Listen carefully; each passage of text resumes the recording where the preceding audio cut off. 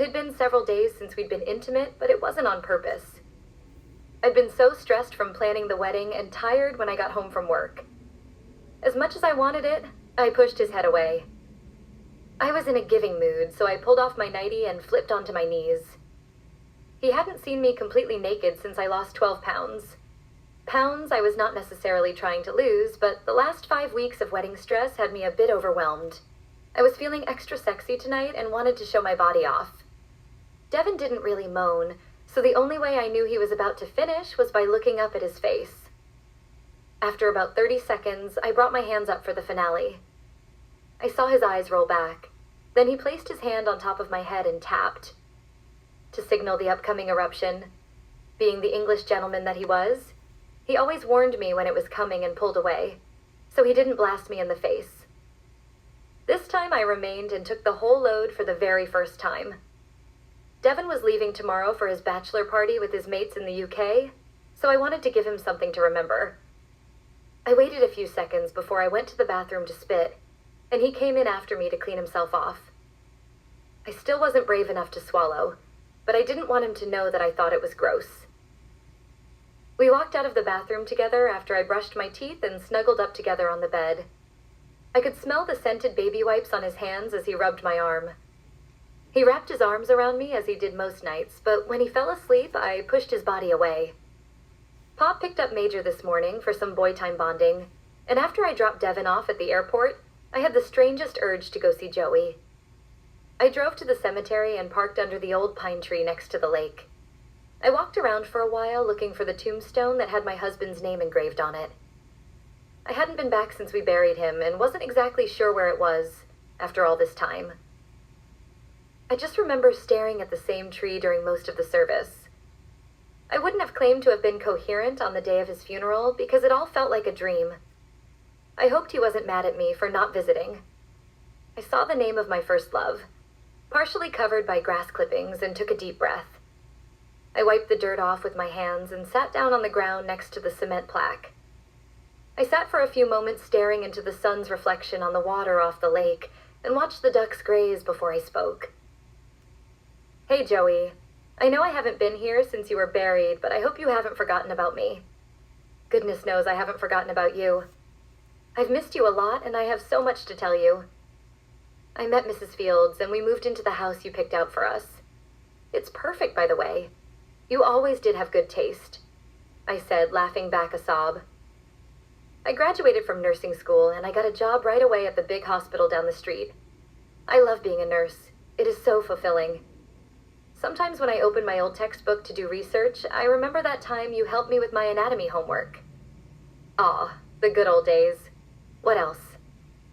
Oh, I spent my 21st birthday in Tampa at a casino.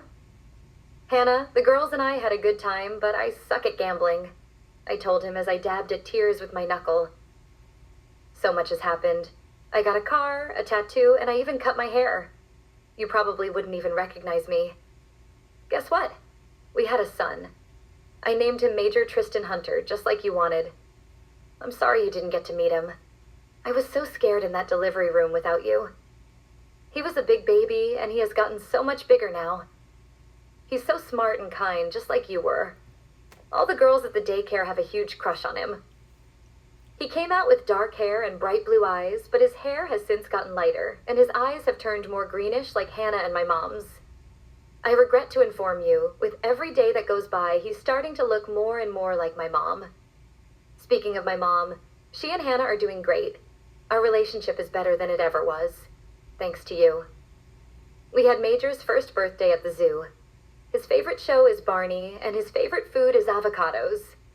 He's a strange kid, I said, laughing at the thought of my little guy. I still see Pops a few times a month.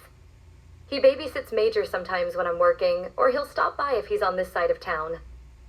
Did you know that your dad has a girlfriend? I know it's crazy, right? Pop's dating. Who would have thought?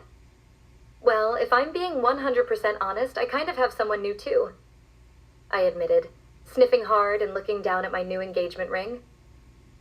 His name is Devin, and we're getting married. Please don't be mad. I know it may come as a bit of a shock, but I think you'd like him. He's a good guy.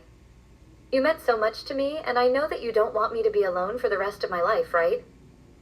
I've always felt that I owed you for something. Some unspoken debt that I could only repay with my soul. Thank you for everything. Since you've been gone, I've had a sense of longing. An emptiness I was never able to fully fill. I expect I'll have that forever. But having someone to take up the space has made it a little easier. I love you and I will always love you. But this is my closure. This is my goodbye, Josiah. I said, using my shirt to wipe the stray tears that had fallen down my face and onto my neck. I rubbed the tombstone as if it were his cheek, and for the first time in my life, I walked away from Joey. I thought it would be easier to get on with my life if I shut out all memories of Joey and didn't think about it. I was right. It hurt even worse today than it did the last time I was here. What I thought would be a healing moment turned into the opposite, reopening a closed wound. I sat in my car and cried and cried. I cried so hard that I felt like I couldn't breathe. I wept until the hiccups felt like punches to my chest. It made me feel like he'd just died all over again.